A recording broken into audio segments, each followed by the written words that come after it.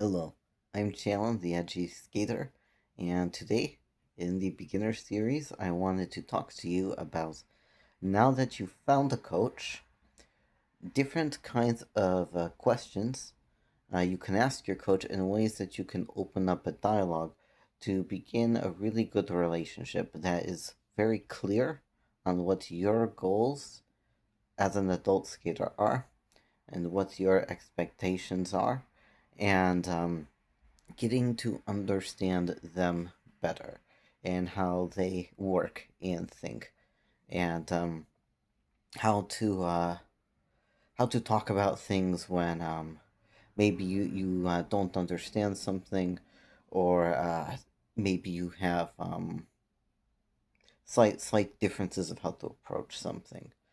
So this might be split into multiple videos, but we'll see how this goes. Okay, I know this is really big topic, but you've observed other coaches, hopefully spoke to them a little bit first. Um, but either way, you're now beginning your trial period, or you've decided this is the person I think I want, period. Okay. Um, when skaters ask if I can help them learn to skate to get a certain footing, um, I like to start by asking them what kind of skills do they want to have in the future? What, if any, sort of skating event plans they have if they want to do any performing or competing or testing?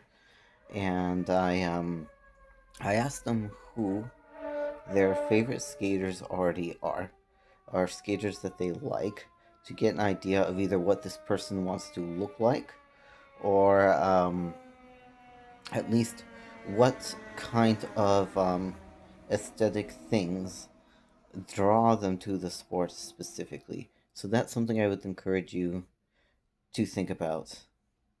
Who do you like? What is it about skating? Is it the way it makes you feel only? Is it certain things you want to be able to say you can do at some point? Um, what do you want to get out of this? And then I would bring all that you've discovered about yourself to your coach. Let them know what your future plans or hopes and dreams actually are. Because that will help them kind of figure out, all right, what sort of approach would I take with this skater? Um, if I was a proper coach, which I am not, but if I was, and a skater came to me and said, "I want to learn how to do a Beelman. That is my goal. Uh, biggest thing in my skating life I want to do. One day I want to be able to do a Beelman." Okay, great. There are things we can do to work up to getting them on as straight and narrow a path as possible, from not knowing how to spin at all, perhaps, to Beelman at some point, not necessarily a set time frame.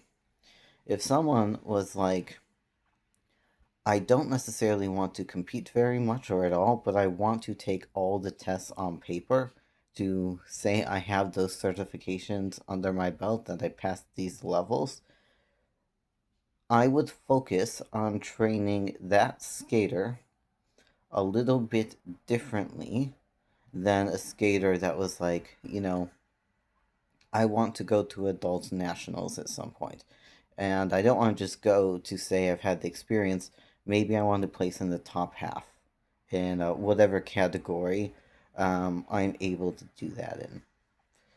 That is going to be a slightly different shift of focus than a skater who just wants to get through all their tests. So these sort of things will help inform your coach, uh, potentially, um, what your desires are and how they need to structure your lesson plans, and maybe how they need to push your training to realize that goal as realistically as possible. So that that's one sort of thing I just want to get out of the way. What do I mean when I say this? Um, Competition skater versus a testing skater. And let's say on top of that, or add a new dimension, a skater says, um, I know that I'm starting very late in life, but at some point I would like to be a professional show skater. There, even, we would take a slightly different approach, different kinds of focus in training and creating the lesson plans to try to get them um, to have the most uh, realistic chance of making that possible. They're different focuses. With tests, they don't. It doesn't need to be picture perfect technique. It just needs to be good enough to pass the test, or a safe buffer is a little bit better than just enough to pass the test. Because if you're going to go through all the trouble of training for this thing, we want to know that when you take the test, you're going to pass it. We don't likely want to set you up to, oh, maybe you'll pass, maybe not, depends who the judges are, and we don't want to set you up for that. um, I don't imagine a coach would want to set you up for that, at least. Usually when we want a skater to test something, it's because we're very confident that even on an off day they would pass it. Competition is different. Competition is going to be a little bit more of a rigorous focus on technique, and it's going to potentially require skating under different kinds of pressure. So, to help psychologically prepare a skater, I think it is a good idea to get that skater used to different kinds of nervous or higher pressure types of situations so that they can learn how to try to keep their nervousness um, in check better. Not to say test taking is not nerve wracking, it's just different kinds of things to be nervous about. It's a shorter list, uh, typically for most people, than going into competition. The things that could make you nervous about that. Uh, and then, similar with the show skating. Um, Show skaters, more than competition skaters, even need to be very consistent because you need to be able to put on a literal show, literally perform, but have clean enough technique and execution that you could be feeling absolutely horrible and it doesn't come off, obviously, in the skating to the audience. And you can do the elements and you know them like the back of your hand. The requirements, depending what they are, might be easier than competition stuff, maybe. But the competition, obviously, we don't want to fall, but we expect a certain amount of falling to likely happen in competition. In show skating, we don't want any falling, period. Um, so, slightly different demands, in my opinion. Okay, let me just assemble my thoughts real quick. Oh, okay, so just talking about what your hopes and dreams are with your coach is going to kind of give them an idea. And from there, especially after they've seen you skate a few times, so maybe, a few lessons and maybe like again that five ish or so lessons in 5 to 10, you can start asking them, if you don't have a specific time frame in mind, or even if you do, ask them, do your goals seem realistic in either the time frame you had in mind or what time frame does the coach have in mind? Um, for you to be realistically able to achieve these things, or periodically checking in multiple times throughout the season or the skating year if you're skating all year round. Do we seem like we're still on track with whatever the goals are? And then if the answer is yes, great. Keep doing what you're doing. It's working. If the answer is no, or it's slipping, then the next question is, what do I need to do? Either train harder in or introduce more kinds of training um, to be able to keep my goal on track. Sometimes we might set a goal thinking it's realistic, maybe even the coach thinks it's realistic, and then it's revealed over time that it was a unrealistic expectation, and that can be discussed. And your coach should be able to discuss these things respectfully with you. Um, it shouldn't come off of you, the skater, are being a failure, and that's why we have to readjust these plans. Sometimes, skaters and coaches just they misinterpret or understand what the reasonable expectation is. In sincere earnesty, it happens. Sometimes things come up and it creates setbacks, and then game plans have to be reevaluated. So check-in periods. Creating the game plan in the beginning, and then I'd say like every 3 to 4 months, checking in to see how is this goal progressing? Are we staying on track? What needs to be adjusted? Do we need more time to do X, Y, Z? Things like that. Okay, just let me quickly run down all the things in my mind to make sure that I'm staying on track with this video. Okay. Talk to your coach about things. So you might end up in this scenario, depending what your goals are, that you are actually on the opposite end. You're not worrying about falling behind on the thing. You're actually ahead of schedule. Things are going really, really well.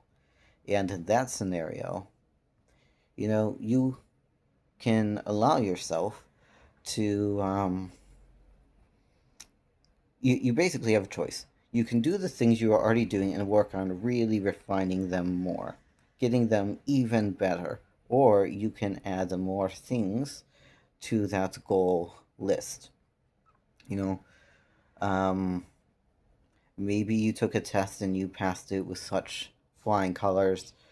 You're ready to take the next test soon, or it was such a good test that you stand a better chance now at competing at that level, and maybe going to bigger competitions with bigger flights, or um, doing a competition in a more metropolitan area with a more well known and more competitive skating club, and see how you do against skaters from that area.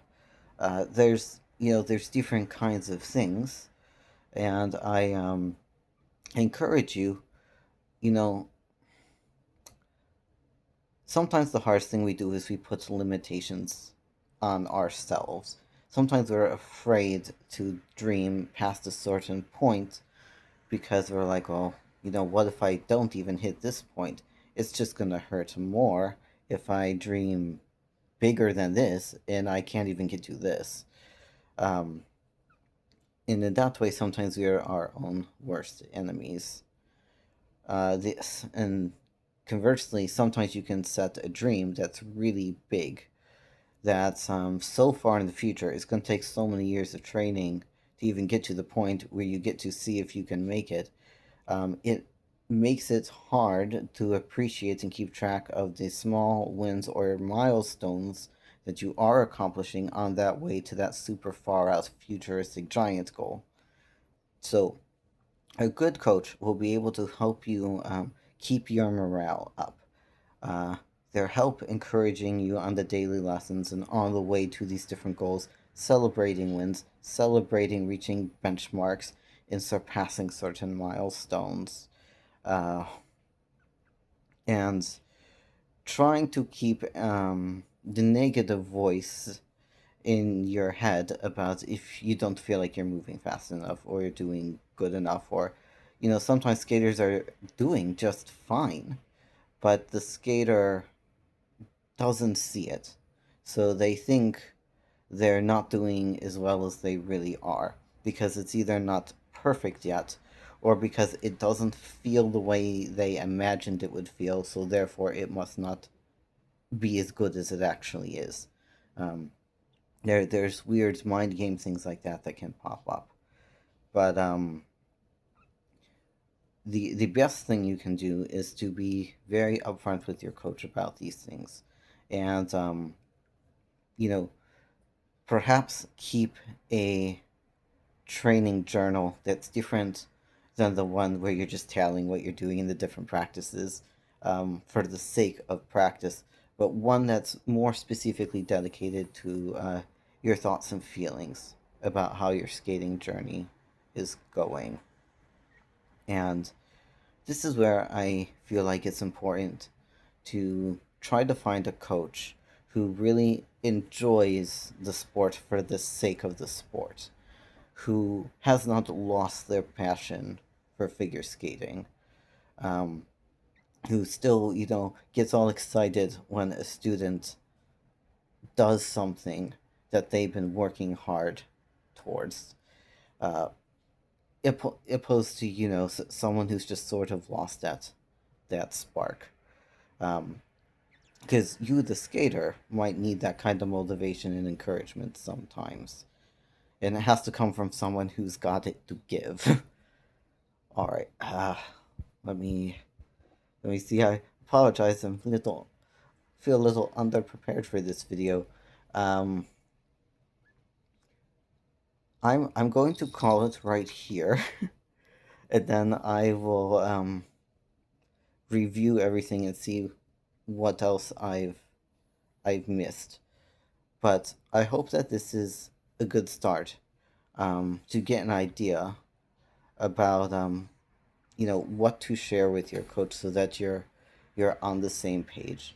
I remembered earlier in the video I said, what do you do if maybe you guys have differences of opinions? Let's say you think something is realistic in a certain time frame and the coach does not, or the other way around. What do you do in that scenario? Um, if the coach thinks something is realistic and you don't, and let's say it's still something that you agree that you want, you can bring up your fears and concerns with them. There might be an element of this. You might just have to an extent trust the coach's process. Check in, see where you are in 1, 2, 3 more months. See if the coach's vision is actually working. Maybe you didn't believe it was possible, but you're going to end up pleasantly surprised by doing the things that you are told, working hard, and just letting it compound over time. Now, if you have expectations that your coach is trying to tell you are maybe not the most realistic, in that scenario, I would say, okay, let's go back to a Beelman. You want to get a Beelman in, let's say end of the skating season, and your coach is like, well, to get that, you'd have to be able to do some pretty extreme bridges. You'd have to be able to have a catch foot spin. You'd have to be able to grab that free leg with one arm and pull it to at least here, and whatever the progression steps are. And you're like, yeah, that doesn't sound too hard. I think I got that. Or maybe I could do some of these moves when I was younger, so I can do that. It'll come right back. Um, and it's not coming right back like you thought, or it's taking longer. In that case, it's okay to have set a personal goal and not exactly make it the way you thought you would. Just because maybe you're not in a full Bioman where you have both hands on the blade over your head, maybe you just have one hand. Maybe it's not exactly a full back bend kind of arch where the blade is right over your head, but maybe you have the blade at least over the small of your back. You, things like this. No, it's not the full thing you wanted, but you sometimes need to give yourself credit for going for a big goal. And even if it's not fully there, you're probably closer to there than you would have been if you approached it the more casually. Um, you've been training the progressions for a while now, so now you have a more realistic idea of how long the rest of the journey might take.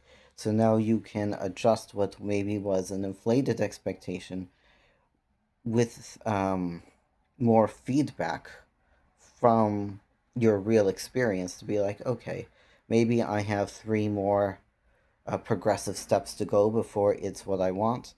If it took this long to do that, well, maybe I can at least get the next progressive step in this amount of time. You can start adjusting it, and from there, yes, it's still going to be a bit disappointing you didn't get exactly what you wanted, but when you can adjust the expectation and then you hit that milestone of whatever that next step was, you can still feel proud of it because now you know you can do that next part. You know the full thing is probably still within your grasp, but now you're still that one step closer to it, even if it took longer than you thought. Or let's say something comes up and we realize that maybe for some physical reason, some physiological based reason, maybe a traditional Bielman um, is revealed that that's not going to be a safe spin position for you, but you really like it. Well, now, if we've developed enough strength in other aspects of what it takes to do that spin, maybe this is an opportunity for you to create a more nuanced position, something that gives it a flair specific to you. We personalize the spin position more. We can alter it in such a way, well, maybe it is a variation of a Bielman. Maybe you end up making a whole new spin position that in a few years we see skaters using in their programs on TV.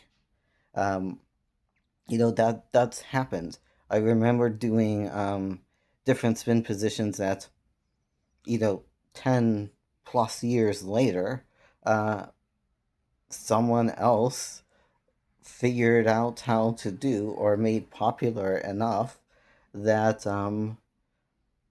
it's it's now recognized by the new judging system, and it's become a staple position. And now all of these, elite level skaters are doing that variation. And we were just kind of messing around trying to see what we could think of doing that we haven't seen before. And some of that was born out of necessity, working around injuries or just different kinds of natural, unique to the individual physical limitations. Some of those variations actually are just as valuable, or potentially with alteration could be even more valuable than the original position that maybe we had our hearts set on doing and needed to change for some reason. So I really want to encourage you to look on the bright side. And a good coach is going to look on the bright side for you too. Sometimes it's not always the news we want to hear, and sometimes that might hurt our feelings, but that is still okay because this is about learning healthy readjustment. It's about being pleasantly surprised by what we can do and then accepting what we can do with grace and finding new and innovative things we can do instead. So I hope this video finds you well and that it is encouraging, and have a good skate.